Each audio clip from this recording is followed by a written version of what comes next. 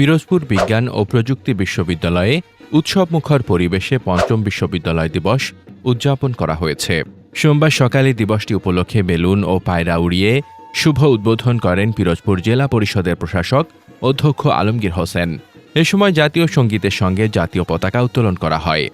পরে বিশ্ববিদ্যালয়ের শিক্ষার্থী, কর্মকর্তা ও কর্মচারীদের অংশগ্রহণে একটি বর্ণাঢ্য আনন্দ শোভাযাত্রা বের করা হয়।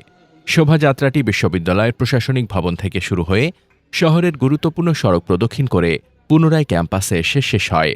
শোভাযাত্রা শেষে কেক কাটা হয় এবং পরে এক সংক্ষিপ্ত আলোচনা সভা অনুষ্ঠিত হয়।